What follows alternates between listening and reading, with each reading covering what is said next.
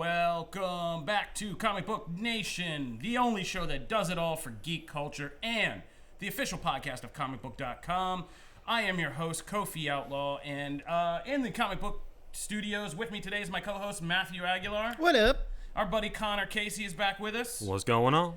And calling in from their home studios, we have Janelle Wheeler. Hello, hello. And our buddy Evan Valentine, who does comic book, anime, a whole bunch of other stuff for the site. So we got a full crew here today because we need a full crew. As I said, we are the only show that pretty much covers everything geek culture. And today we have to earn our paychecks the hard way by doing a whole bunch of stuff. First, just to give you guys the rundown, we are going to be covering some news. We're going to talk about what's going on with the Superman casting situation, possibly what's happening with the new Batman movie. We got to talk about the new Expendables trailer because that's still a thing. Matt, as always, has some agenda stuff he's got to knock off before we get to a review of Transformers: Rise of the Beasts. This new era of Transformers movie has arrived, so we're here to tell you, is it even worth seeing? Then we got to talk about gaming. Again, Matt has a whole game breakdown for us. We got to talk about the first footage from Marvel's Secret Invasion, which was dropped online. And we got to talk about a couple TV things and some big comics things because we do it all here. So that is our rundown for the show. Also, announcements right here at the top. If you haven't, be sure to go to Comic Book Nation and subscribe on our podcast platforms. You can subscribe on Apple Podcasts or Spotify and on our YouTube page because we are starting to expand content. This show is getting too big for just these live shows. So we have so much more stuff coming out, including a whole other episode we put together for you guys this week. Everybody scrambled together and we were able to put together a Flash non-spoiler reactions piece so that we could give you guys our first impressions of The Flash. We all got to see it together. It was awesome. We had a little comic book get-together. And we have a whole rundown of how we feel about the film without spoiling anything for you guys. Just telling you what we thought, how we think both kind of hardcore DC fans and mainstream fans are going to feel about it. And yes, we talk about the Ezra Miller of it all. So be sure to go on podcast platforms or our YouTube page and check out the Flash instant reactions episode, mini episodes, only about 20-25 minutes. Not a huge portion of your day, but be sure to go check that out because we dropped that this week as well. All right, getting to our show today. Janelle Wheeler.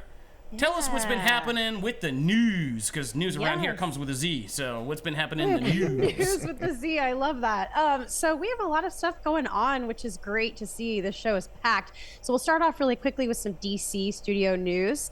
Right now, they are getting ready to ramp up this reboot that we've all been very nervously awaiting, or at least myself, I've been very nervously awaiting, with James Gunn at the helm of this. And rumors, I guess, has it been confirmed or is it rumors that there are 3 in particular actors that are going to be reading for our Superman and our Lois, but we'll start with Superman first.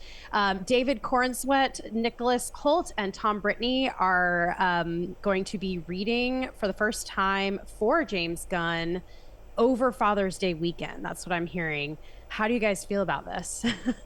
So as our most recent, so Superman and Lois, the video you're seeing on the screen, these are really our most recent, versions of these two characters because obviously the movies have kind of overlapped, but they were cast earlier. So I adore this show. I think this show actually is supremely underrated and I really like the chemistry here. So to be so quick to move on is a little hard for me, but the Nicholas Hoult of it all is actually super interesting because they are going for a younger Clark. They are going for a younger Lois because obviously they're going to build a franchise around here. So I kind of in my brain have been eliminating people past a certain age. I was well, I don't know if they'll do that. Holt's I think he could really do the part. I think it would actually be really interesting if he got the role. Nah. I don't think it'll happen, though. That's my thing. I don't think it'll happen. Holt is the obvious headline grabber. Right. Same with when we get to the Lois conversation, Brosnahan being the obvious one for that. For me, it's impossible to guess at a Superman casting because I don't know who Cavill was when the Superman of Steel casting announced. I didn't know who this guy was before the show got announced, and I love both, and I love their performances. So for me, it's like you could name a random British actor who looks the right part, and I'll be like, yeah, sure, show me what he looks like in the costume. Yeah, that's true. Yeah. I think I've written a little bit about this, and I feel like everybody's kind of generally happy with the three, and these are kind of three final lists. So this is a little bit more extensively on, like they've been looking, and this is who they're narrowing down for the last run. So this is kind of the last run and the last pool of actors. So I think people are generally happy based on reactions that I kind of wrote up online about any of the Lois Lane actresses, and for different reasons. Like everybody. Like, the Bridgerton crowd is all behind Phoebe, right? Mm-hmm. They're like, yes! And then the clear front runner is Rachel Brosnahan, and, obviously Mrs. Maisel gives people that snappy kind of Lois Lane thing they probably want. But McKay also has that Margot Kidder look, like, that Tulloch also has, that they try to evoke from the classic Donner Superman version of Lois Lane. So I think we're winning either way with any of those three ladies. Whoever ends up with the part, I think we're eating and we're winning anyway. Corn Sweat is kind of, I keep saying Corn Sweat. I don't know if that's his name, but Corn Sweat. But I mean, it's just gonna stick in my brain. We're all gonna be saying Corn Sweat. So we might as well just get it out of the way. Sorry, I'm so sorry, my friend. But Corn Sweat seems to be the clear front runner for Superman, and him and Brosnan together are the consensus favorite.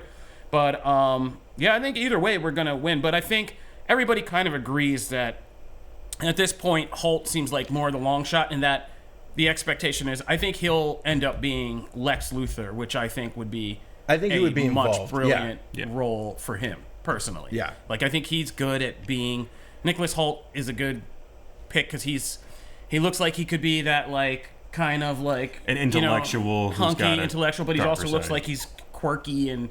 You mean all this thing, warm bodies, even playing Beast and Renfield, like he does like quirky kind of idiosyncratic stuff really well. And so I don't think he'd be quite Jesse Eisenberg, but I don't think he'd be quite Gene Hackman, but I think he'd be a good version of his own Lex Luthor, and I think he'd be a solid. I haven't liked any. I'm trying to make sure I think about like every single live action movie. I have Clancy Brown ready for ammunition. No, movie. Okay. Live action movie. That is an animation. I don't like count. any version of Luthor. He is the best Luthor. Thank you. Second to me, I love Smallville Luthor. I love. Yeah, Michael Rosenbaum. Yeah, he's great. Yeah. So like those two are my Luthors though. So no movie Luthor has ever delivered for me. Like none. They've all just been underwhelming in some form or fashion. So I hope this one gets that right. Hot take, but right. I was doing my old, show when they dropped the announcement about Eisenberg. Yeah, we were live in the middle of a show arguing about DC castings, and like half the group was like, "We trust DC casting," and they dropped Eisenberg like right in the middle of it. And so one of the greatest shows I've ever done because it just turned into just a personal how you feel now. Yeah, that's a grenade. Yeah, and it was just in the middle. It was great, but hot take. But I did like. I think Eisenberg might be my favorite live action Lex movie Lex. I mean, TV Lex has always been better, but I mean, across the board from Titans to Smallville to there's animated, really seriously they've done TV real just gets it better. Yeah, but movie Lex, because it just was its own thing. I don't count him in league with any other Lex Luthor I've ever seen in the comics or anything, and it was kind of its own thing. And I liked Jesse Eisenberg as a scrawny nerd tech. But think about how far ahead of its time now. We're now living in a time dealing with like the Elons of the world and all those crypto people going bust, and it's like, was Zack Snyder wrong about where we were headed with its Lex Luthor and who the real villains were going to be? Maybe not. So, I mean. Boy, I love how you brought that full circle. Yeah. Wow. That's my hot take. Okay. Well, yes. Janelle, how do you feel about these, either the Lois or the Clarks? Is there anyone that grabs your attention, or are you kind of like Connor and like you need to see them in this? I am a huge fan of Marvelous Mrs. Maisel. It just ended, so yes. I feel like Rachel is really like ready to get her little toes dipped into something new, and I think seeing her in a superhero type like content would be really fun. She is an incredible actress, and I'm just like, I just love her. So I will genuinely be very disappointed if she is not our Lois. Yeah. To me, she's the only one of the three that I would be happy about. And then for our Superman, I was really leaning towards Holt as well, because I just liked that they were bringing something different to Superman instead of just trying to like do the same type of Superman every time. I was actually but once you said Lex, I was like, oh, that makes sense too. But I don't know why. I just would love to see him more in a typical like hero forward role, where he isn't playing something weird and quirky. Like I would like to see him in that way. So I'm either way, I'm excited. I think it's going to be really cool to see the perspective of a young Superman and Lois. I mean, this is awkward, but I don't want you guys to have your Superman casting at all. So I know that's awkward, but here we are.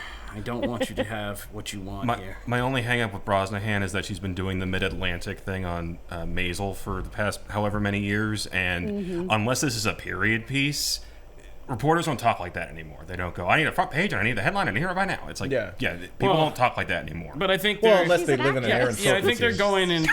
I have this weird feeling they're going to go for like the kind of animated universe angle of like being like a weird timeless mix of like old and modern kind of thing. So Metropolis could still be that. By the way, I kind of want Metropolis to be that cheesy kind of still throwback place. I agree with you. Evan, thoughts? Yeah. So honestly, when it comes to casting, I trust that Gunn is going to make the right decision. I'm a big proponent of the way that James Gunn has been approaching this in terms of he wants a Superman that's more like the Superman that we saw in Superman and Lois, who is kind of this beacon of what humanity could be. And I can't remember the name of the actor who is up for the role, but I remember reading, and I think we might have reported on it, that one of the actors in contention for Superman actually grew up on a farm.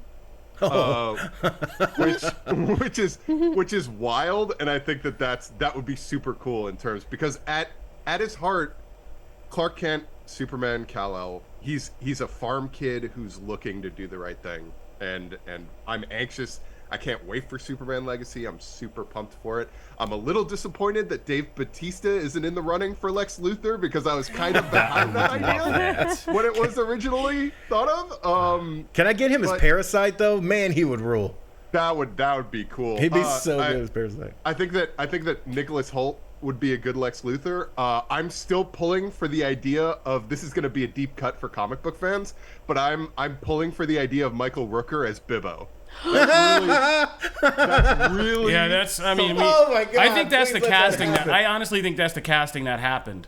Like when Gunn was saying like somebody he's already pulled. I think that was an easy one. Of course, please Michael let that Rooker's happen. Bibbo. Oh my God. And I got a I'm puck for pulling for it so Corin Sweat, and I have to get his name right. Is from Philly, so I got to pull for Oh Corin Sweat. boy. Yeah, the only men of steel come from Philadelphia. All right. So yeah, all right. So All right. Anyway, so moving right along to keep us kind of going.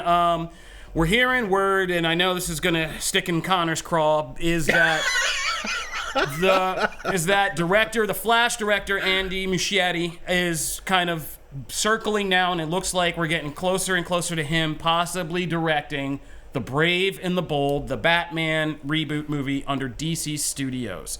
So, Connor, if you guys didn't hear, I told you, go check out our Flash non-spoiler reaction. There's a reason, Connor, I want you to cook on this. There's a reason you are not happy with this. You have seen Muschietti's work with Batmen, and you are not here for it. So how do you feel about this news, buddy? I have the concerns, Kofi. If you've seen Muschietti's last two films, It Chapter 2, which we all just kind of politely forgot happened, and Flash, which go see it this weekend and you'll see what I'm talking about, a lot of weird directing choices being thrown out here, and I kind of hate the idea of giving him the helm on the next generation of Batman and the Bat family. I still trust James Gunn, obviously. I love everything he's done so far as the superhero genre goes. I don't I don't understand this pick. Nothing about what he's done tells me, yes, Batman, this fits. Nothing. And if you're going to say, oh, but Keaton's great in The Flash. Yeah, Keaton's great in The Flash because he did this role 30 years ago, even longer. And it's just Michael Keaton. Great actor. He can play old and grumpy. It's what he's been doing for the last 10 years. And he's great at that. And that's a really easy sell to do. But you're going to tell me a brand new Batman and Damian is going to be in one of these where, hey, let's just cut to random projectile vomit because we think it's funny. I'm concerned. I mean, I get the pick. I think you may... I don't know how many people are going to side with you after The Flash. We got another week to go, so we got a little bit to wait. But... about the Batman action scenes, I think some people maybe will like them a bit more, maybe than you did. But we have to wait and see. I don't know that. We have to kind of wait and see.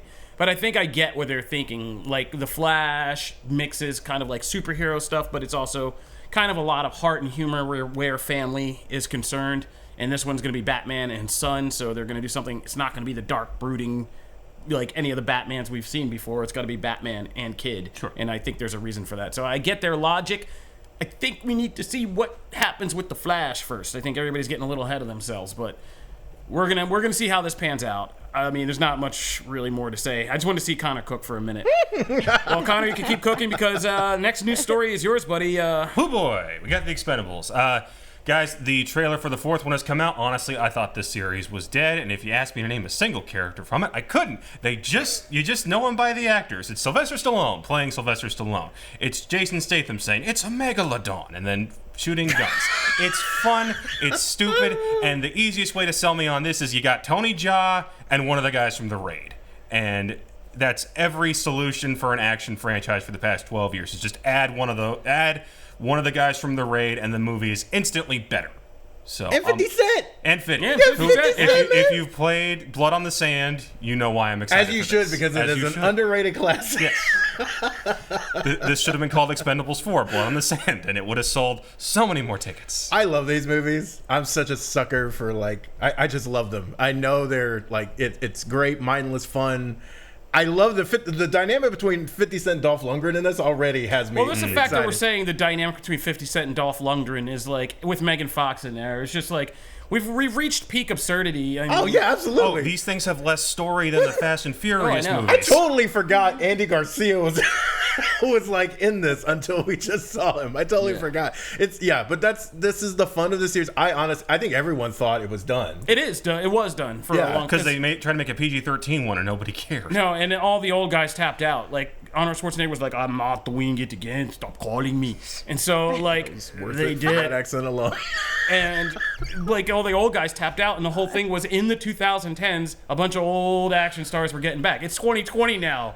Like this is just going to turn into elder abuse pretty soon. Sly still got that figure from Tulsa King season 1. He's Yeah. like, I can still go. Which I like Tulsa King. Yeah, I Me mean, too. but that's what Sly should be doing. Yeah. Just looking tough and making jokes. Like that's Tulsa King rules. Creed, Tulsa King. He's great at that. But this one is obviously passing the buck to a new, era of people we came up with in 2010. Which is what they tried to do with the last 50 one. Cent, Tony Jaa, like a bunch of people. Will there be at the end in Raid. 10 years? Will there be more Expendables movies, or will there be more Marine? Well, movies? I mean, that's the meta joke about this whole thing. Is Hollywood Yeah. gonna pump up and steroid a bunch of new generation of people and then churn them through the movie and then spit them back out and then they'll be on Big Brother and an Expendables I just need movie? Jackie Chan and You, Chris you Tucker. know to be in one. what'll actually Oh, keep Jackie Chan and Chris Tucker. Right? But you know Oh, what'll- there's so many. We should be casting everything. You know what'll keep the series going is if they add Keanu. Oh, 'Cause then Keanu. it's just a John Wick Dude, sequel. Liam Neeson, Keanu, Chris Tucker, Telling you. Jackie Chan. I mean, we're on to something. There's We could 6 cook up- Marine movies. This series could hit 6 and beyond. There's Yeah, enough. There's enough. enough. We keep making new action stars. Then we got to get the sensitive generation in here, the Hemsworths. How like did all Cena those. not make this cut? Like, I feel like that's There's an still obvious pick. time. Yeah, I know. There's still time Vin for Diesel, Cena. half the Fast and Furious cast. We can throw in some of these eventually. Like, yeah, man. Make it a whole crossover. My Whoa, golly. we're cooking. All right. Anyway, I told you this thing. Did I not tell you that what would happen when this news story, when we started, we said, hey, we're not going to get bogged down on Expendables. Now we're creating an entire new franchise. happened. eh? It always comes All from right. there. So, Last but not least, we'll make this super quick. Things that were dead and are coming back. The Ultimate Universe is making a return. I don't I don't exactly know who was calling for that. Why? That's my question. Why? Yeah. We did a whole event to kill it years ago. And I've been rewatching a lot of Succession. It's like we just gutted and raided a company, took all the best parts, and then we're like, you know what? We should bring back the Let's company. put them all back on the plate. And This is like put them this- back on the plate now. This We were is like a chewing up all the live great action, stuff. or sorry, this is a comic book version of the Toys R Us saga. Like they keep bringing it back, and it's not quite the same, and it's in Macy's. And even though I still want to, it makes me want to go to Macy's, so it does actually work. But still, Cap was a dick. They turned Mr. Fantastic evil, and half the people were cannibals. I don't want this back. That's the best thing they did was turn Mr. Fantastic into the Maker. The Maker rules. That was a light reading.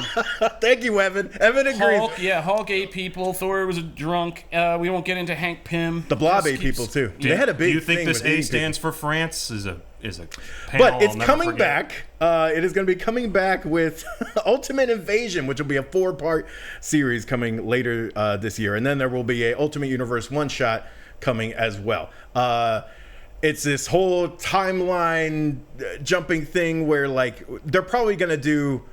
We're probably going to move some people back, I would assume, because really, if you look at it, aside from Miles, the other characters they really brought over have been kind of like Maker's been the most used. Yeah. And he's really kind of used in events because like he's a great character, honestly. But I think they'll move some people back over. I feel like if I relate it to wrestling, they're gonna get some other people TV time by moving them over to the Ultimate Universe, and that might work. But Are they dumb enough to split up Miles from the rest of Spider-Man again? Or are they not going to? No way. no way. He's too popular. Again, Okay, good. that's too much money. Yeah. Okay, good. Yeah, so I think, but I do think maybe some other Spider characters move over or whatever. It'll just be a way to ingratiate them. But I don't know. That's all really we know so far. They've teased some other things. You should definitely check out the full story on comicbook.com to get all the details. You don't see them in the picture. I'm kind of wondering what they're going to do with the X-Men at this point. Like, are we going to get like Krakoa X-Men going to get kicked off somewhere and we get back to a regular X-Men Ultimate thing? Krakoa. Yeah. I don't know. It's Just suspect. even more evil Krakoa. I mean, The kids would say it's mad You're making sus. their case. It's You're mad making sus. their case for bringing this back, by the way. The kids would say it's mad sus. yo. Ultimate King in Black.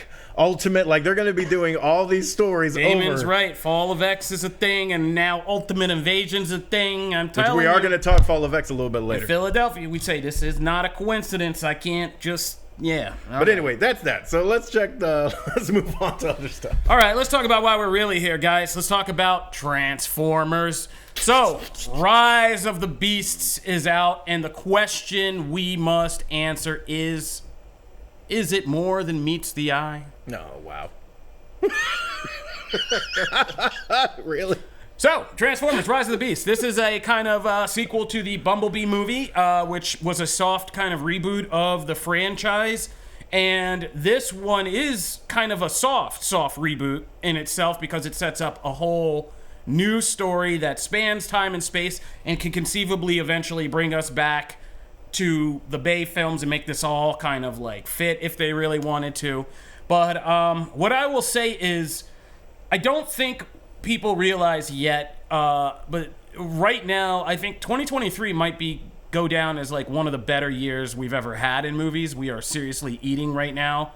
It'll be like a year of just crazy good, like just enjoyable movies that we got in franchises, especially John Wick 4, Spider-Verse, Guardians 3, depending on even the silly fun of Fast X. So, and Transformers is another one where I just been like, what am I just doing week to week now? Just going out in the movie and seeing awesome movies that I didn't expect to like this much. Except for Spider-Verse. I mean, that was the opposite. I expected to like that a lot, but still, even that was mind-blowing. But Transformers fits. For me, I grew up in the 80s. I was born in 81. So I was a G1 kid all the way. I mean, I was bribed into good behavior through Transformers. You know what I mean?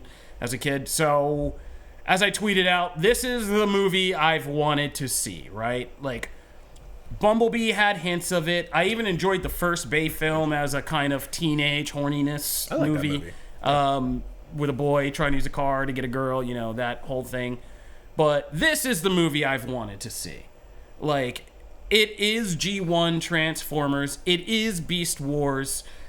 it is that whole kind of feel and aesthetic made by a director, Stephen Caple Jr., who loves Transformers and even does things like pulls music from the original Transformers, the movie, and bunch of the other Bay films and stuff, and for callbacks and all these things. Like, we get Unicron's music from the thing, and as soon as that started and like opens the film, I was like, am I in 86 again? Is this like the same animated music? Like, are we getting Linkin Park drops here? Like, oh no, first of all, you making jokes, but this might have the best soundtrack of any movie so far this year, and that's including Spider-Verse. Like, this is a 90s hip-hop straight just highlight reel of just great soundtracks. Like, that's the first thing I did today, was go and find Charlie Ridgely's awesome article about the soundtrack and pumped it right back up to the front of the comic book page and was like, yeah, people need to know how, I mean, this soundtrack slaps harder than anything like I've seen in a movie lately. I was just like, oh my God. But this is the movie. Like, it's stupid, it's silly, it's in the best ways. They just get Transformers. They ignore the stuff you should ignore. Like, we don't need a 15-minute sequence of how something transforms. Like, these robots just quickly transform. Look at that so much. Oh yeah, they have awesome fights. This has the best trailer. fight sequences of any Transformers movie because you can actually see it. You can actually tell what's going on. The choreography is great. The two human leads. It's amazing what you can do in a Transformers movie when you embrace cultural diversity and not make fun of it for like 5 to 10, 6 films. Skids and Mudflap. Yeah, when you actually find good leads and things like that, and you can look in a wide pool. Like, I love the New York pride of this movie, and being two human characters from New York being like, yeah, that's why we're going to save the world, because we're from Brooklyn. And like, this in Spider-Verse, I mean, Brooklyn's getting more shine, than it probably should, I mean, hey, it needed it after the Durant saga. Yeah. Oh, wow. What it did. I mean, it needed some, like, geek culture's carrying Brooklyn. Clean out the aftertaste. Sports, not so much. But and it's just great. The Maximals, the Beast Wars part of it all is so freaking cool. The mythology, the design of the Maximals being these kind of more advanced Transformers, and the Predacons, these more advanced enemies, is cool. And the mythology they do, like I said, this is kind of like a bing, bing, bing movie. This whole thing is just like one series of events, like in a quest and an adventure. But it holds together very well. The best human-robot interaction, the best robots interaction and characters that we've gotten. And yeah, it's the start of every kind of 80s boys nerd dream, like, is this movie. I told Kofi in Slack, I was like, I know Evan saw it because I saw his tweet, and I've never been more jealous of a screening. I was like, oh my God, I want to be there. And I was in a screening when I saw the tweet. So like, that's how, like, I was so jealous. This looks so fun. Yeah, and it's nothing to overthink. Like, it's competent for like what it is, but it knows how silly it is and Transformers are. And so just things like this guy you just saw flying in on a massive cargo plane into like New York City, and it's like in a Bay film that would have been a 10-minute sequence of military commercial, like, something's flying into New York, scramble the Air Force, like F-15s like in the air. In this, it's just like he transforms and lands. You have a question for a second, you keep moving, and it's like, who cares? Yeah. They go to Peru, and a bunch of Transformers are standing on a hill overlooking a Peruvian city while they're having a parade, and nobody just turns around and goes, what the is up on that hill? Like, but who cares? It's a Transformers movie. You got a robot that's a gorilla. Yeah. I'm sold. Yeah, and what a gorilla he is. Robots that are gorillas, actually. Ooh. Yeah, and like I said in my tweet also, and then Evan, tell us how you feel, but the most surprising thing of this summer is how much I would enjoy hearing Pete Davidson talk for like 2 hours. Like, I was just like, this is quite enjoyable. Which is a funny changeover from Fast X, right? Which is like 30 seconds of Pete Davidson talking was not enjoyable, but now 2 hours of it is enjoyable. But he is probably the best Transformers character outside of course, Peter Cullen being Optimus Prime, and Ron Perlman's pretty good as Optimus Primal. Ooh. And who plays Scourge? Because he did a good job too. Like, who voiced Scourge? I got to look that up. But yeah, the voices are pretty good. But Pete Davidson steals the show as Mirage and is really good. But that's my take. Evan, how'd you feel? It's funny because a lot of the points that you made, Kofi, I totally agree with. I think that this was I still think that Bumblebee reigns supreme in terms of the Transformers movies that we've gotten that are live action. When it comes to, I thought a lot about how I was going to review this, and the fact that it's a good Transformers movie, does that make it a good movie in general? And that's something that I've really been struggling with in terms of, I think that a lot of the points that you made are true. There's a lot of good things about this movie, but I feel like there are a number of issues with this that I had in terms of a moviegoer, but also as a fan of Transformers. I think that one of the things, and I've been talking with everybody about this movie, one of the things, I grew up on Beast Wars specifically. I think that Beast Wars is like the best Transformers thing when it comes to like the animated series. And if you're going into this movie thinking that this is going to be the Beast Wars movie, I have like a little, I'm going to disappoint you, or the movie's going to disappoint you rather, in the fact that the Maximals are just kind of there. They don't play a lot. Their background is kind of alluded to. They do have some action moments. I will agree that I think the action in the movie is amazing. I think that the human characters are really solid. I feel that with the story in general and all of the moving pieces, sometimes it isn't able to coalesce as good as I would hope it could. In terms of the best feature-length film that is Transformers, I think that the original animated movie is just, it's impossible to beat that. I think, and you know, maybe at some point in the future we'll reach a point. I'm very anxious. I tweeted about it. I've talked endlessly with people about it. I am very anxious to see where the franchise goes moving forward based on the final scene of the movie.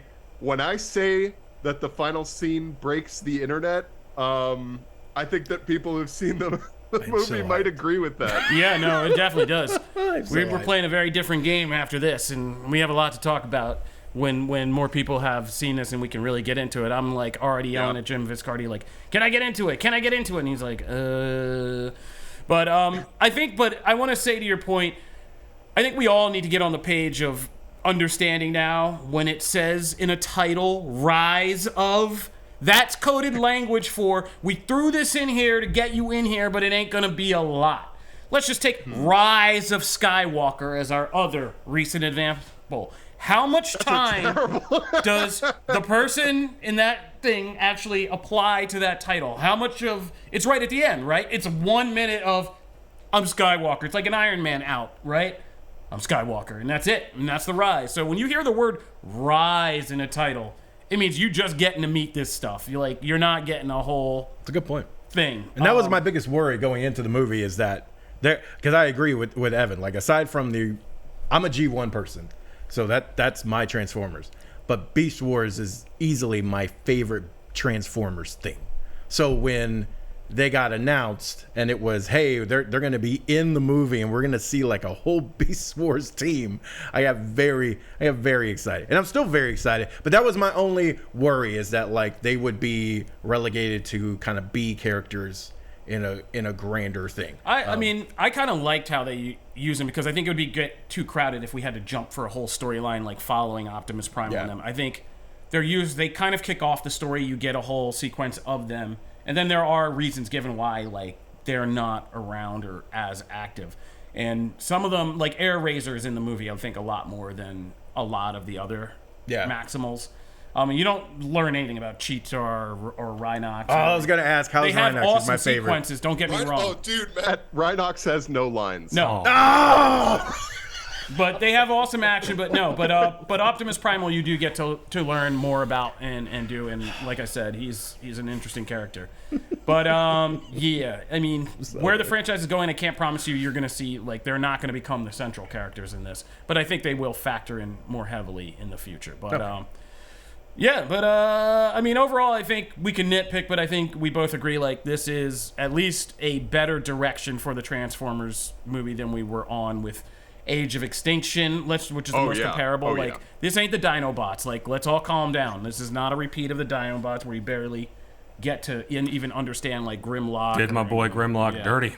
So this ain't that. And the Maximals that we meet, like Air Razor and Michelle Yeoh, that's a great character and things like that. So, yeah, not too bad. All right, I think we're going to take a break, and when we come back, Matt has got to talk about some Summer Game Fest items and the big items that we need to talk about from Summer Game Fest. We got to talk about that Marvel Secret Invasion first footage, and we have some TV and comics to go over before we get out of here.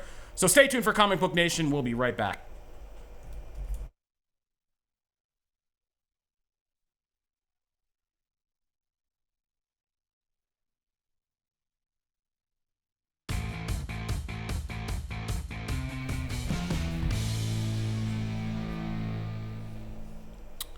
Welcome back to Comic Book Nation, the only show that does it all for geek culture and the official podcast of comicbook.com.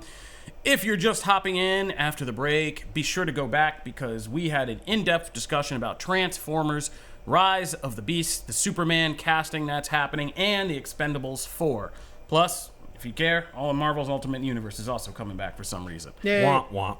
If you guys are watching the live stream, sorry if we're having some technical difficulties over on the YouTube side right now. We're trying to fix that, but our Twitch channel is always lit. Come and join the conversation over here. It's a lot of fun, and some of our day one fans are always over here to kind of help out and keep things interesting. So be sure to just come on over to Twitch. All right, now let's get back on the agenda. And right now on the agenda is Matt's agenda. So Matt, you're doing gaming today, buddy. Yeah, Summer Game Fest just hit, and the most important thing, well, okay, I was prepared to say the most important thing was The Witcher Season 3 trailer. And then they decided to drop Final Fantasy news, so that's like seriously up my alley. So we'll get to the Witcher stuff first. So The Witcher Season 3 full trailer, there was a teaser before, but the full trailer got revealed. This is obviously a highly anticipated season for a number of reasons. It's Cavill's last one. This is going to be split into 2 parts. So this is the first part that will hit later this month. And we will, by the way, have all that coverage right here on Comic Book Nation. But I'm excited for this. Time of Contempt is the story that this season is based on. And also because of the work that was done in the first 2 seasons of kind of bringing all these characters together, there's a lot of excitement to actually see them kind of interacting with one another. You get to see a lot of Yennefer and Ciri stuff here. You get to a lot of, and that obviously has to do with her kind of helping to try and protect them and protect Ciri from the Wild Hunt and all these other things. So there's a lot of core concepts of the Witcher books that are going to play into this season, or at least should play into this season. So this trailer, I mean, it doesn't take much to get me hyped for more Witcher, but I was very excited by this trailer, but also just hopefully they've made remarks about how they're really going to send Cavill out on it with a hero's, kind of a hero's end for the character. The character's not ending, but his run as the character is ending. And also you get to see a bunch of creatures, you get to see a bunch of cool action. Ciri especially gets a lot of shine here, which is awesome. She's been training to be a Witcher in the second season, so you really get to see that payoff here. And Jaskier is phenomenal. Dude was trending all over the place. 1, for his haircut, but also 2, for the for the song at the end, his little joke. So I'm excited for this. So that was a big get by Summer Game Fest, by the way. And they had a number of big hits. They had Twisted Metal got a new clip as well. We actually got to see Samoa Joe as Sweet Tooth, and so there was a lot going on here. Most anticipated TV show. Is it really? It was. I picked. Remember, we ranked. That's right. Summer TV preview. Oh, that's that right. episode's still going up. Thank you for the download. Summer TV movie preview. We have a lot of stuff. And then, of course, they went and dropped Final Fantasy VII Remake Rebirth. So that is the second of 3 in this kind of remake saga of Final Fantasy VII. That is a super confusing sentence, but that is actually the most accurate sentence you can describe this with. This is the second in that. There's actually also been a small spin-off interlude, which introduced Yuffie into the mix. And so you'll actually get to see, and as you can see in the trailer here, you'll actually get to see, like, we're going to have new playable characters. You got to meet some in that last episode, but here you actually get to play as them, and you get to also play as the kind of cast you had from the first one. So I adored Remake. I think what they're doing is just how you do a remake. It's expanding on the core original concept and the lore and stuff, and really just giving it room to breathe, and they did a great job in that. This one is going to be the first 2-disc next gen release, which is like was actually like that caught me out of nowhere. I was like, seriously, like already we're hitting 2 discs, and they didn't say it was like for some soundtrack or something. So it looks like it's actually the game. This will be, and also got a release date. So this will be early 2024, and then the last one we're probably looking at like late 2025, probably 2026, maybe somewhere in there. So. A lot of people were naysayers that we were even going to get the first one because it was talked about for so long, so many delays. It was rumored for like 8 years.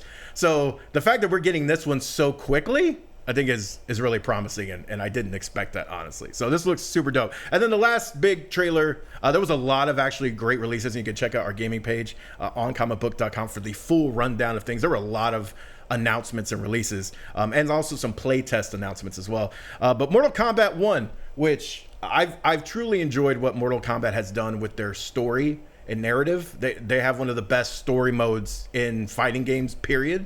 Up until this point, Nick Valdez says Street Fighter finally is getting there, so that's awesome. But they've had it so great. And this one is a reimagining. This is all from Liu Kang's kind of like redesigned world. So you're going to get characters that are going to play similarly, but are kind of reimagined. They're also going to have obviously new moves and new systems. There's a tag-in system that kind of gives me some like Marvel v Capcom vibes, but it's different. It's not that. But yeah, it looks super dope, super brutal, like you would expect. Obviously, it was hard to find in this trailer spots that maybe we could air the whole thing. So there's that brutality you love. But that's pretty much the big tent poles. Janelle, Evan, everybody, anything that piqued your interest at Summer Game Fest for this?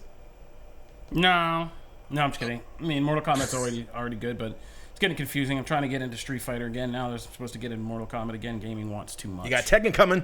Oh, jeez. And Spider-Man 2 has a release date. I am so that's excited the important for fact. that. Yep, Yes, that's what really matters. October, right? October 20th, 21st or something. I would say that first Spider-Man PlayStation game is probably in my top 5 video games of all time. That is a game I can endlessly jump into and play. I think I've played through it like 3-4 times or something. I played through the Miles game 2 or 3 times. Yeah, that's one of my most anticipated of the year.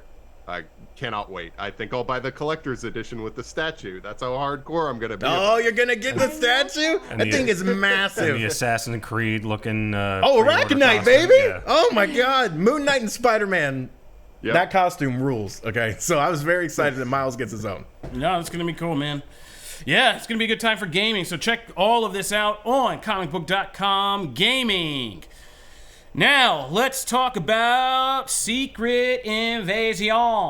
Of course, you guys will be able to get more in-depth Secret Invasion stuff from our Marvel featured podcast, Phase Zero, but we do get to talk about this kind of stuff. This just dropped out of nowhere. Yeah, dropped out of nowhere, and I like the marketing that they're doing for this show. Like, it was cool. You go to a little website, you gotta type in a password that, they just gave to everybody anyway, but you get to feel like you're a spy and getting a drop, like Mission Impossible.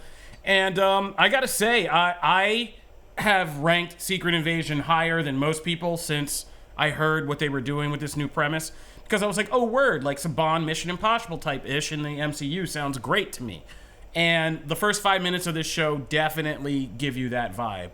It's a perfect kind of opening, in my opinion, where spoilers for this thing they put out for everybody to see. Yeah, I know. Everett Ross comes back from, his time. He's now been kind of super spying it around after Black Panther 2. And he comes to meet a guy who has basically been piecing together that this Skrull invasion is happening. And I love that already, right from this first scene, it already gets you from the music to the scene composition to just the premise of what's happening. You don't know who to trust. You don't know which of these, it's only 2 people in a scene, and you don't know which one could be a Skrull. Hell, both of them could be Skrulls on different sides. You don't know, but it ends and cuts when things start to get a little bit aggressive and violent, and you don't know which way the scene's going to end. But yeah, I mean, that's just kind of a good footing for where we should be with this series, which is just like the original comic book series, is keeping us guessing about who it's who and what is what and whose agenda and who should we be really rooting for. So I'm psyched as hell for Secret Invasion. What did you guys think of the footage? Janelle, you've been just kind of hanging out over there doing some taxes, but what did you think of this Secret Invasion Getting footage? an early jump, let me tell you. I am so excited about this. I truly was not very amped about the first, like the initial announcement. I was just kind of like, okay, cool. Like we'll see what this is about. This did its job. It intrigued me. It got me so excited. I loved how they marketed this, initial teaser. You have to type in the password. I saw it when on Instagram with Comic Book's Instagram account with the password. I just thought it was so cool. And I've been watching tons of breakdowns on YouTube and things like that of people talking about what it all means and where this is going to go and how it's going to be handled. And I feel not alone. I feel seen. I feel like everyone is just in this boat and ready for this. And I actually feel more excited about this than a lot of other Marvel TV shows. Like I wasn't excited like this for She-Hulk. I wasn't excited like this for Ms. Marvel. I wasn't excited like this for Falcon Winter Soldier. Like this has me pumped in a way that the way that I almost feel for like a film. So they're doing their job. They're doing a good job. I dug it. I love Martin Freeman as an actor. I think this show is going to live or die off of Sam Jackson's performance and what they do with Fury. So we didn't really get any answers on that front. But in terms of the spy angle to it all and who's who and who can you really trust and how are they going to play with the whole, hey, surprise reveal, you've been dealing with Skrulls the whole time. Like a lot of those twists are going to be fun, but this show, how this show will succeed is dependent on you got one of the most prolific actors in the world to agree to a TV show, which he doesn't often do. Yeah. That's where this thing lives and dies. Well, I mean, the whole, like, actors don't do TV is a little... I mean, we're a little bit past We're past that. it, but he's never really done one. No, but I mean, you do have shots of Fury walking out and taking... I mean, because there's a trailer at the end of this, and you do have a shot of Fury walking out and blowing up the Dermot Mulroney's U.S. president's helicopter with a rocket launcher. So, which is okay. So here's my thing on this. I agree with everybody as far as I got more. Well, you were excited before, but like with Janelle, I got more excited after I saw the trailer that played after this. I got more excited for the series. This did its job. The marketing was great. Like this did its job and got me excited. I've been a little down on their approach to Secret Invasion because it just feels less epic. But the trailer did its job to make me kind of feel like they're capturing some of that, even though there aren't all these heroes involved and things like that. That said, the opening scene did not grab me. And the reason why was just I felt, man, it was so like there was so much overacting there. I don't know, it didn't click with me. It's completely subjective. It's whatever. But the trailer, I loved. I just thought like we really got a sense of like what Fury's doing in this thing. It's gonna be a spotlight. I love the scenes we're seeing with like Talos or what we think is Talos or whatever, and all the Skrulls are appearing around. They're doing a really good job of that. So I'm excited for it, more excited, but it wasn't actually the scene that did it. It wasn't the first 5 minutes. It was the trailer. So mission accomplished either way. They're gonna get me to watch. So kudos. You know what I mean? Like no one here is not watching the show, and ultimately that's what they care about. All right.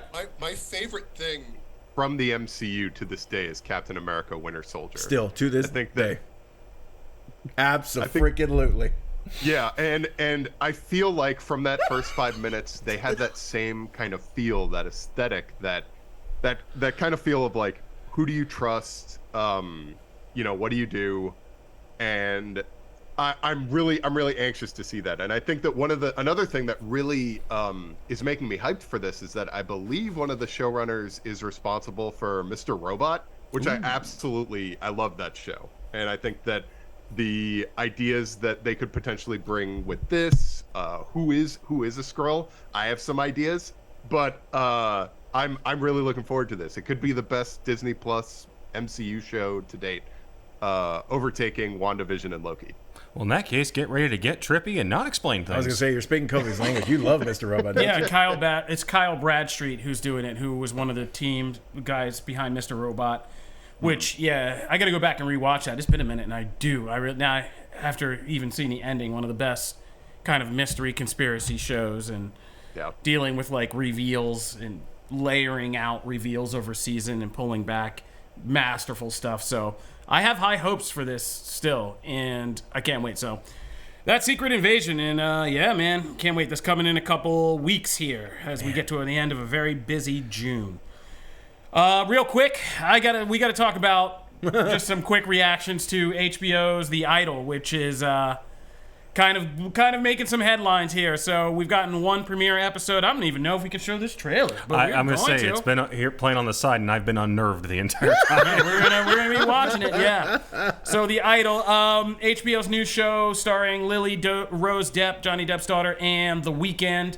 And it is about a pop star trying to recover from a trauma and put out new music and get her career back in order. And she falls under the sway of a club owner played by The Weeknd, who is probably not the greatest guy, as we're going to find out over the weeks. And takes her on a whole psychosexual 9.5-week style kind of journey that could end up either ruining her career or, in the twisted world of Hollywood, making her career. So Jenny from Blackpink is also in the show, which I'm very excited about. Blackpink, baby. Blackpink. So yeah, this show is really interesting, and it's almost the cultural conversation around it is almost more interesting than the show itself. The pilot was weird, man. It was a weird pilot. I found it a little uncomfortable. I've been very open to saying The Weeknd trying to play a dramatic role.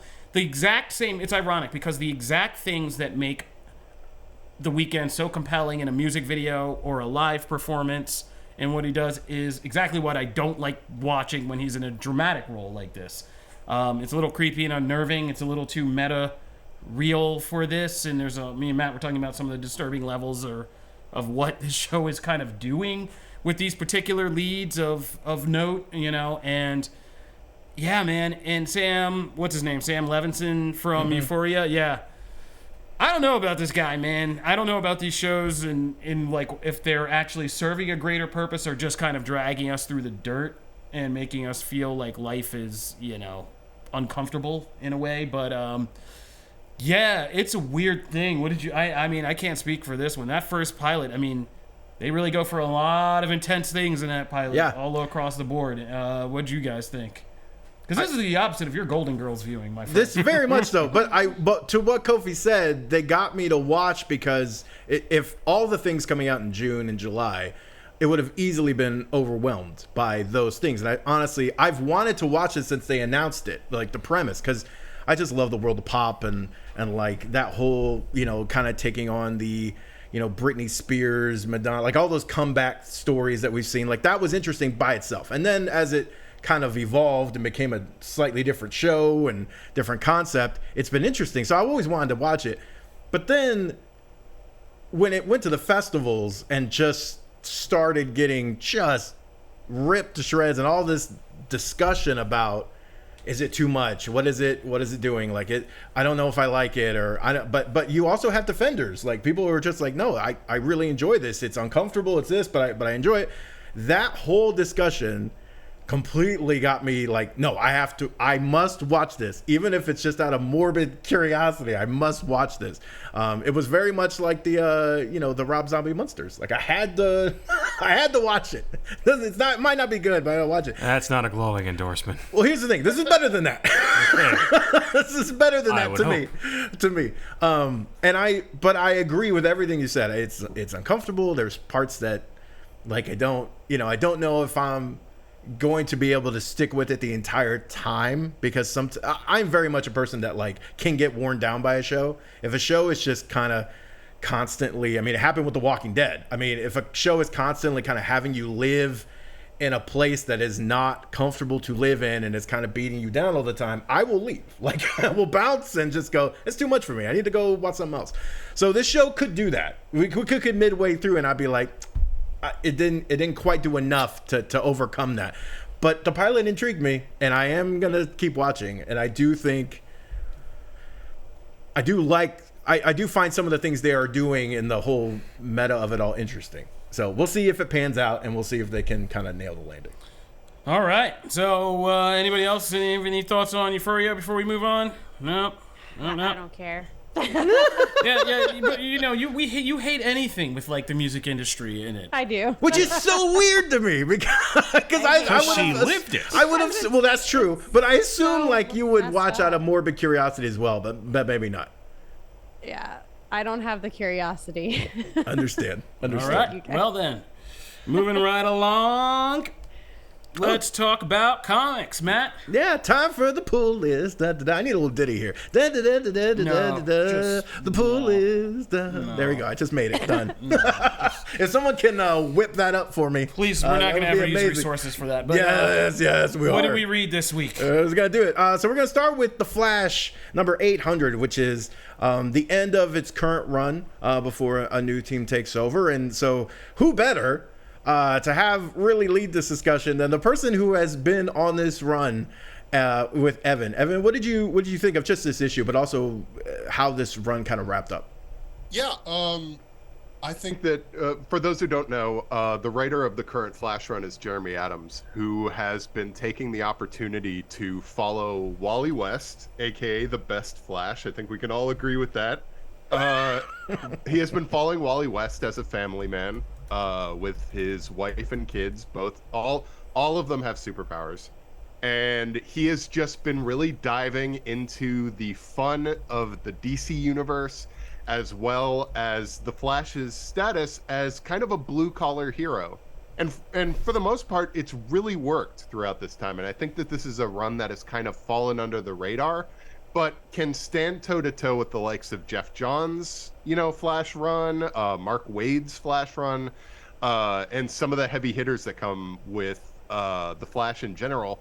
This issue specifically not only gives us Jeremy Adams, it gives us a great swan song to his take on Wally West, but it also gives us a hint of what is to come with Cy Spurrier's run, who will be taking over the Flash, I believe, this fall.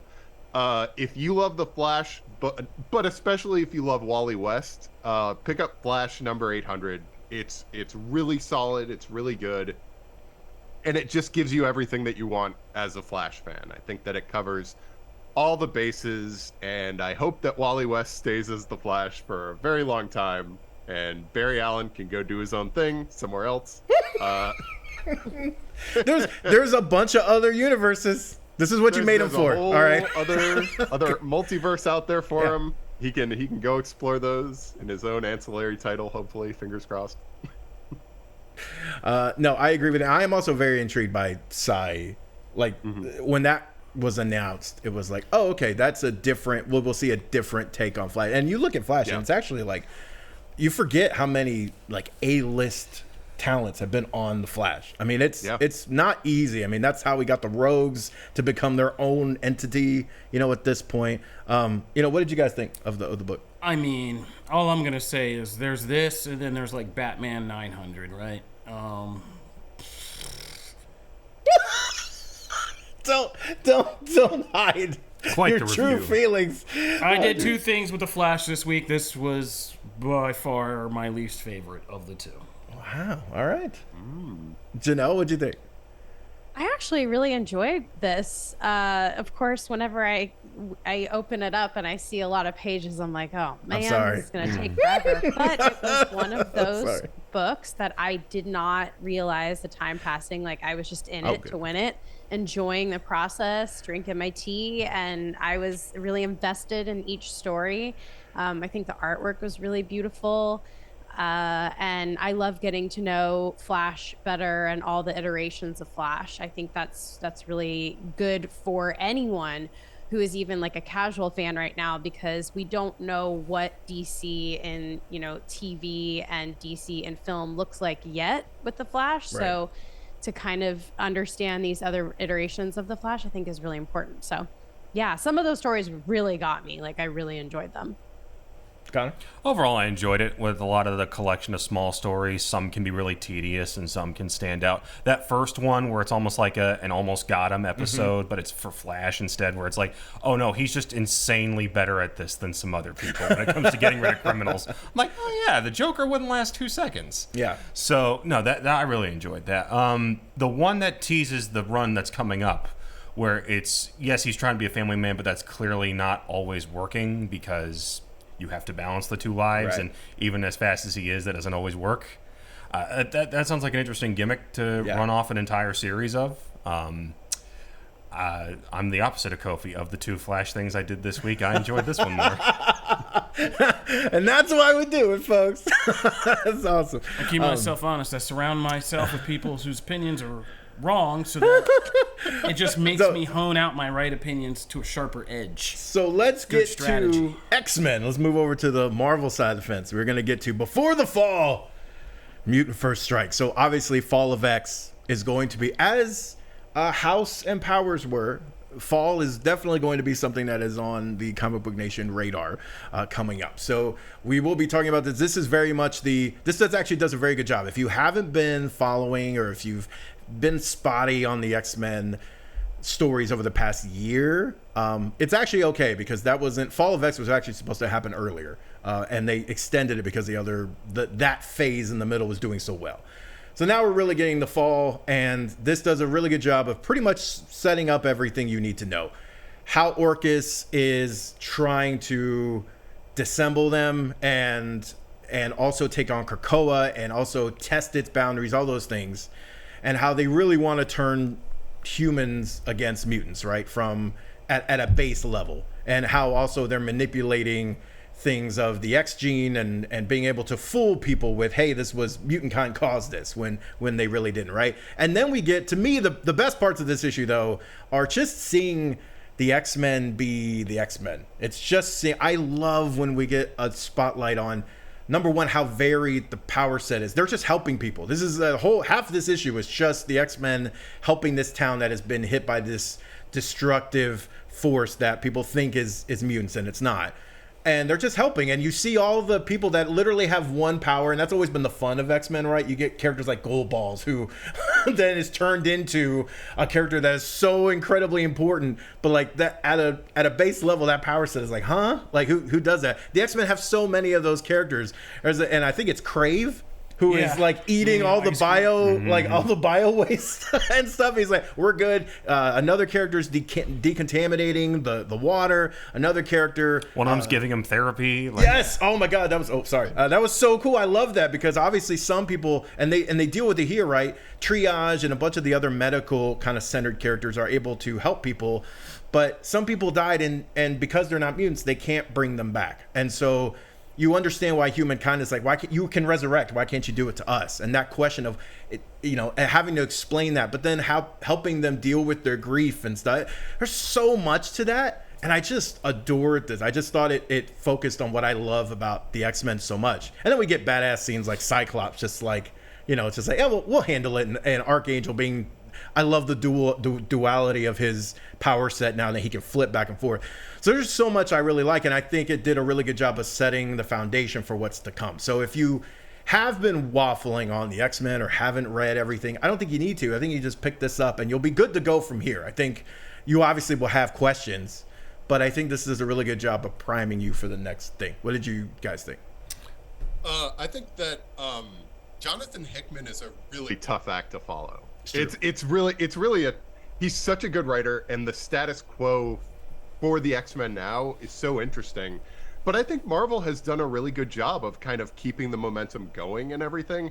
I think that stuff like, oh my God, I love X of Swords. I could talk about that forever.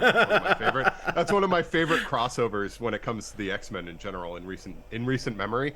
But yeah, I'm digging how this is starting. I'm looking forward to see where Marvel goes, whether this is kind of setting the stage for a shift where I really hope the X-Men don't return to the mansion again. I think that period of their lives is in the past. Yeah. But we'll see. I'm anxious to see where it goes. Janelle? Yeah, I really enjoyed this, which is so nice. I really enjoyed it. I felt like I was following the entire story. Like you said, if you're even a beginner to X-Men, I think you'll follow really easily. This is probably one of the first times that I felt like an understanding of the persecution against the X-Men and kind of like the political stuff. And really, it was very clear and easy to understand why we love the X-Men and like why they really aren't doing bad things. And they really spelled that out, which was important for people who haven't been following the X-Men from the beginning. And just seeing like their rescue efforts and how much they continue to care about humanity, even when humanity, we kind of get it twisted all the time. So it's a nice reflection of like kind of things that happen all the time now with media, and it's relevant. It's relevant. So yeah, I really enjoyed it. I thought it was really good, easy read, and I liked it. Makes me so happy. I love it when Janelle loves the next book. It makes me so happy. Matt approves. Got it. I dug it. It reminded me of that Avengers book we reviewed a couple weeks ago, where he's there, where Cap is talking about how we are firefighters, and this was half this book is basically them just playing out that kind of role where it's like, oh, a town got blown up, let's fix everything because we have the means to do so. And then to turn it all around and go, well, this wasn't the point. The point was to try and sway public opinion. Yeah. And we're going to do so through false information and certain media being biased. And I'm like, wow, this feels like I've read things that feel similar to this. This feels a little close to home. Yeah. And I think it nailed it. And I have no idea where this is going in terms of what do you do to this island, or what do you do when the world just hates you because we've tricked everybody into thinking that's the case. I'm intrigued. Kofi, what do you think? I'm gonna be the dissenting opinion here. I thought this was okay. I kind of questioned the purpose of the book. The artwork was just all right. It's not as dynamic as a lot of the X-Men book artwork has been, which has been, pretty awesome across the board in a lot of places. I feel like this book is a Trojan horse kind of to test out how to mine things from the Krakoa Hickman era that will get imported into a new start of a more traditional X-Men superhero thing, and this is kind of the testing ground for that, because I've talked about this with other X-Men fans around comic book, but like there are things that Hickman did I know they're going to throw away, but there are things that he did that they can't throw away. The whole concept of what makes mutants being not just their individual lives of powers and suffering, but how they can work their powers in coordination makes them very different from the Eternals or the Inhumans and all that, and this whole idea of mutant circuits of powers. Clearly, this book is taking that concept and playing with it, but in the superhero sense, because the thing I've liked is this whole idea of mutants now being their own sovereignty and power. And I think one of the big things Hickman did was taking away like the fear and hate us aspect of their lives. Like, what do we do when we don't have to worry about that anymore? When we are such a strong nation on our own that we are now a power, we can leverage power in medicines and money and all that stuff was highly intriguing to examine. So I'm kind of bummed that we're going to probably go back to just the X-Men are heroes who take it on the other cheek and, help everybody else. And it's like... but, they've been doing that this whole time. Marauders is that. Yeah, well, Marauders did it with, like, an edge. It was, like, this fun kind of, like, pirating badass, like, kind of edge. And the regular X-Men book has already done we still need to be public heroes kind of thing. So... this was just, and even there's the book with Angels Group, X-Corp or whatever they're doing. Which I really enjoyed. Yeah, and who are helping. So this is kind of those ideas just tried out again. Yeah. But again, I feel like the difference is this is the signal of how we'll merge classic X-Men and Krakoa X-Men into this kind of thing. And it's good, but I think, as Evan says, it's hard to follow up Hickman, so it's kind of basic. It's just the same hate and fear, Orcus, using this false flag and all of this other but I stuff. do think this is a furthering of things that Hickman already had a plan. Those things are already baked in. Orcus has always been that's always been the goal, and they've tried. Even in Bishop War College, right? They tried to go for the pit. They've done like 3-4 different plans that haven't worked. So it's more. I don't read it as a regression. I read it as a progression of, hey, we've tried all these things. We're learning every time we do it. We're going to try this and move forward. But all of it, Fall of X will not be one singular thing. It'll be all of those things coming together and finally being too much for, one, the X-Men to ignore, and two, for the X-Men to handle. And I think that's ultimately what brings them down, right? And so I think this is... in a sense, this is a good launching issue. I think a lot of people can jump on. So for some who maybe have been on from the beginning, I can see why it might be tired in some respects, but I think it does. I think it still furthers the story and doesn't deviate too far from what they're doing. You know I think what I mean? they're just, like I said, I think this is just mining the parts they want to keep. And then they're going to jettison some of the weirder parts that I enjoyed. Absolutely, so, to fit it back into a main Marvel universe. So definitely check out. We will be definitely talking about more about Fall of X as we go on. Real quick, in our recommendations section, we have some great trades coming out. We have been giving glowing recommendations about Nightwing. Nightwing Volume 1, Leaping into the Light, is in trade now. So if you have been digging Nightwing, you can start right from Tom Taylor's first part of his run and jump right into that. That trade is all going to be releasing. We also have the hardcover of Wonder Woman Historia, the Amazons. That one is now, you can actually get that in trade already, but this one is then a fancy, spiffy hardcover, and it is worthy of that, just from the artwork alone. This thing is a display piece. Also, Inferno Go Red, Volume 1. This is like a complete... This is actually being released in like 3 separate parts, because it actually started as a Kickstarter campaign and then kind of got moved into the Massiverse.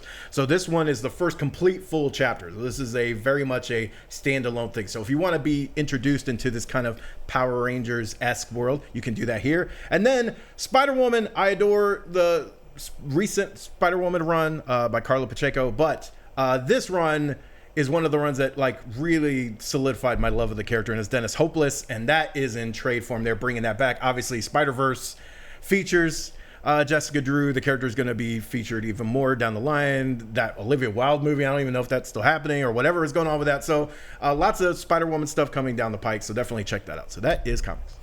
All right, this will do it for the end of our regular episode. As I said, we are starting to drop more and more content throughout the week, so be sure to subscribe to Comic Book Nation on your favorite podcast platforms and to our YouTube page, where you can get all the bonus content that we do in addition to these live shows. This week we have a full kind of Flash movie reactions piece, no spoilers, just impressions, and talking about the Ezra Miller factor of it all. So be sure you go and check out that episode after this episode as well. If you want to follow any of us, you can find me at Kofi Outlaw. You can find me at Matt Aguilar CB. You can find me at Connor Casey CB. You can find me at Janelle Wheeler. And you can find me at EV Comedy. Thank you guys for tuning in. As always, be sure to be back next week. Next week, we're going to have 2 episodes for you again.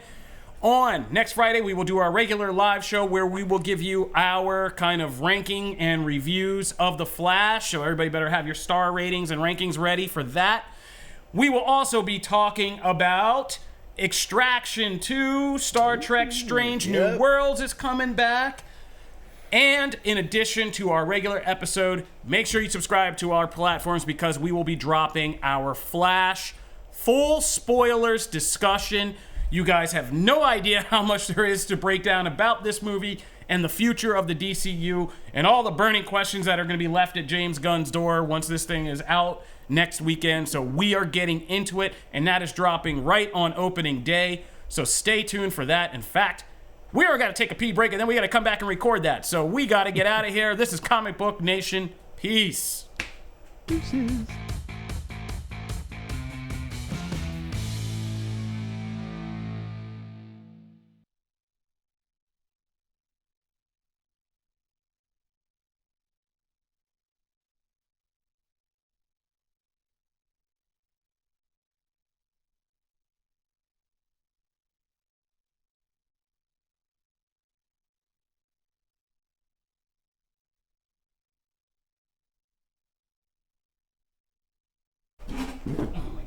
I'm good.